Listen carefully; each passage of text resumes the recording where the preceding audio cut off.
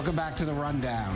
Well, yesterday was World Mental Health Day, and while it's an important subject, surely every year, there's no question that the coronavirus is making it even more essential this year. For example, a new survey conducted by the Red Cross against 7 countries found that the COVID-19 pandemic is negatively impacting the mental health of 1 out of every 2 people that it surveyed. Well, here in Israel, raising mental health awareness has led the Israel Defense Forces to release its first public video on the subject on social media. Here's a little bit of that. And I know what's in here is my most important asset. And that my mental health matters. Well, joining us for more is Dr. Kamila Forkosh Lavan, licensed practicing psychologist, joining us from Jerusalem. And Kamila, thanks for being with us again. I mean, we've talked about the subject before, but that Red Cross survey, 1 out of every 2 people that it surveyed said basically this situation with the pandemic is impacting on their mental health. I mean, talk to us about overall that kind of influence we're seeing from the pandemic. Yes, the problem is actually very, very big. And as you mentioned, 50% of people that I interviewed, that's huge. And I cannot stress enough the effect that this has, not only on the grown-ups and, of course, on the children, where the effects are going to come out more and more as they grow with different anxieties and depression and many, many difficulties that they face. So, of course, now also with the education not being provided, with the social interaction that isn't there, and, of course, adults. As you said, I mean, this is the amounts are just mind-blowing, really. Right. Now, must be, for some people, a sort of new experience, really suffering from, let's say, an ailment that they've not experienced before, and maybe one that in some quarters, has a negative stigma. I mean, how could people get help? People who are dealing with, maybe for the first time, suddenly have to look for help on a subject they've really never even maybe considered before.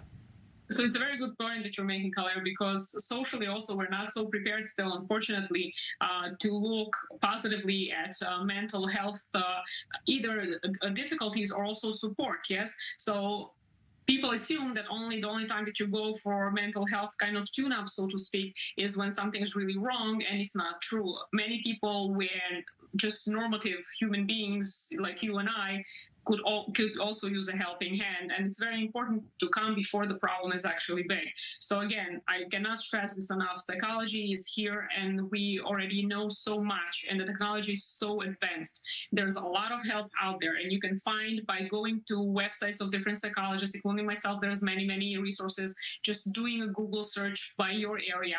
APA has different resources. But again, ask us, because even if we live in a different area and maybe aren't appropriate for you, we will be able to help you, give you the tools how to find someone for you within your area.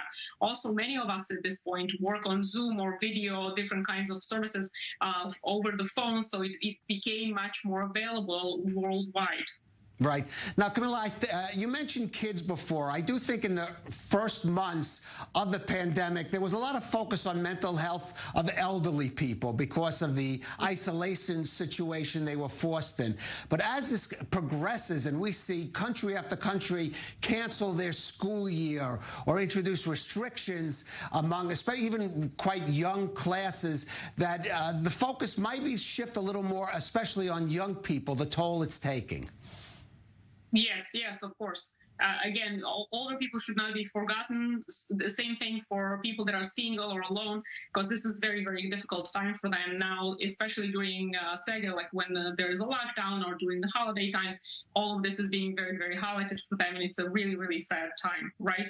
Also often more dangerous one for those dealing with more serious mental health issues. But going back to the children, the problem is that often we as adults run around within our own world, so to speak, financial difficulties, jobs, and what are we going to feed ourselves and our children, and different responsibilities that we have. So often we don't notice the stresses that children go through, and they go through a lot of stress, and they don't have a friend to go out with to drink coffee or even to call on Zoom. They're much more limited, and you have to remember this. They cannot move to New York or some other place if they don't like it at home, especially if there is traumatic kind of events happening, stresses, maybe aggression, yes? So, which of course during lockdowns and things like that, as we know, also domestic violence, for example, right, is on the rise. Sure. And the children basically bear the brunt of it. Now, on top of that, before, if they were able to go to school and have some sort of a buffer, maybe play with friends, now they don't have that.